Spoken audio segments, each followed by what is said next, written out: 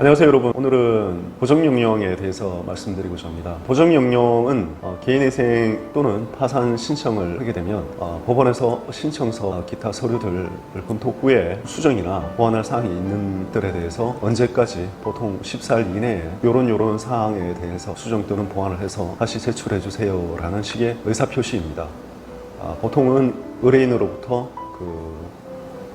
소송 대리를 받은 법무사 변호사 사무실로 전달이 되어서 법무사나 변호사 서류를 의뢰인과 함께 검토 후에 작성해서 다시 제출하고 그런 것들이 여러 차례 반복된 후에 개시 결정이 나게 됩니다. 보정명령의 중요성의 단적인 예를 제가 말씀을 드릴 수 있는데요.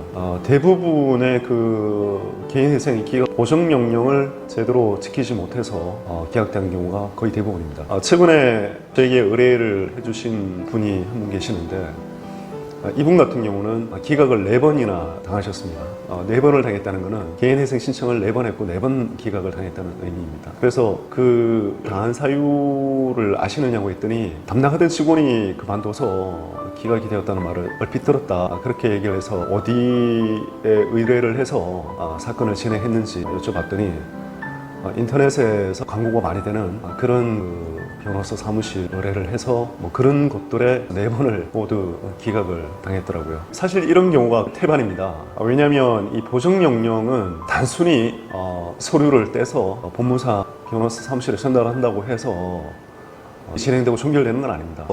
어떤 사안들에 대해서 법원에서 보정령이 거의 100% 떨어지게 돼 있는데 그런 것들에 대해서 법무사나 변호사가 알 수가 없습니다. 그런 것들은 그 의뢰인과 계속 소통을 하면서 전화를 하든 사무실에서 같이 머리를 맞대고 서류를 작성하든 질문과 소통과 이해와 이런 과정들이 있고 난 뒤에 보정서가 작성이 되고 법원에 제출이 되는 그런 과정이 됩니다. 그런데 단지 인터넷에서 보고 대구나 아니면 다른 지방에서 서울에 있는 집단적으로 일을 맡아서 하는 그런 곳에다가 의뢰를 한 경우는 거의 충실하지 못한 사건 진행 또는 기각이 될 확률이 높습니다. 따라서 제가 여러 차례 말씀드렸지만 개인회생이든 파산이든 진행하실 것 같으면 내가 가서 직접 만나서 이야기할 수 있고 소통이 직접적으로 될 수 있는 그런 사무실에 의뢰를 하는 게 맞습니다. 개인회생이나 파산이나 이런 것들은 일생일대의 사건이지 않습니까? 이런 것들을 함부로 마치 쇼핑하듯이 인터넷이라든지 몇 번